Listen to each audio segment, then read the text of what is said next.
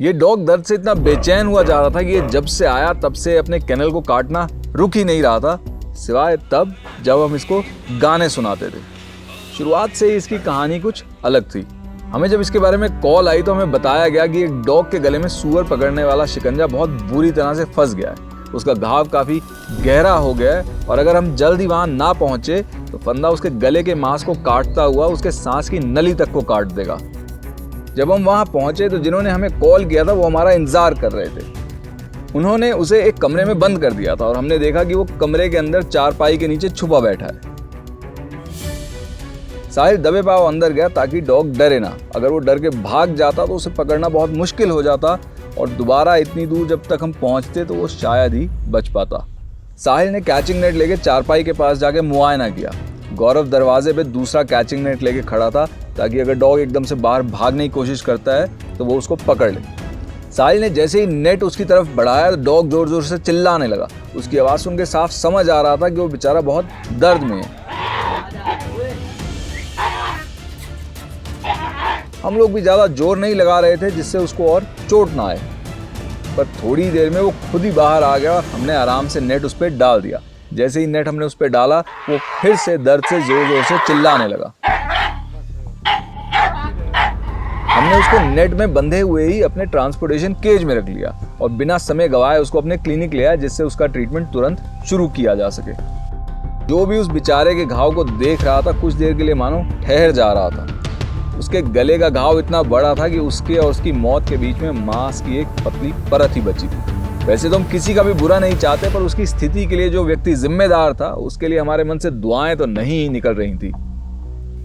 जैसा हमने आपको पिछले वीडियो में बताया था, इन ट्रैप्स का इस्तेमाल जंगली सूअर को पकड़ने के लिए किया जाता है। इन शिकंजों का इस्तेमाल किसान पहले अपने खाने को जंगली सूअर से बचाने के लिए करते थे। आज इन शिकंजों का इस्तेमाल जंगली सूअर को खाना बनाने के लिए किया जा रहा है। हमारे डॉक्टर्स ने इसकी जांच शुरू कर दी, पर हमारे सामने एक बहुत बड़ी समस्या आ खड़ी हुई। उसके गले के घाव के कारण ना तो हम उसको पोल एंड रोप से पकड़ सकते थे और ना ही हम उसको मजल पहना सकते थे, क्योंकि मजल भी आखिर जाके बनता तो वहीं है जहाँ पे उसका बहुत बड़ा घाव था।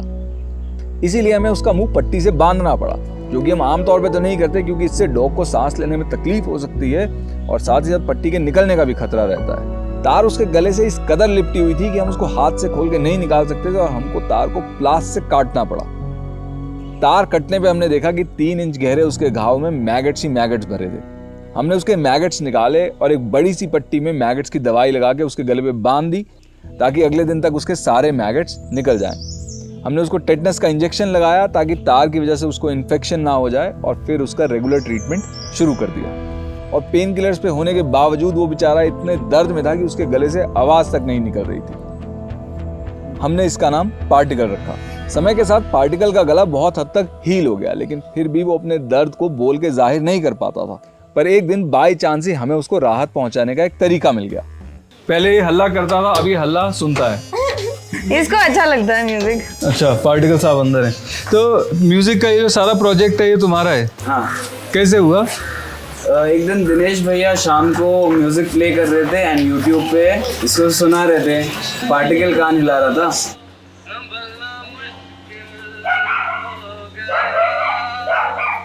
कोई सॉन्ग अगर इसे पसंद नहीं आया तो वो भौंक के बताता था और जैसे ही म्यूजिक चेंज किया वापस से शांति से बैठ के कान हिलाना चालू कर देता था।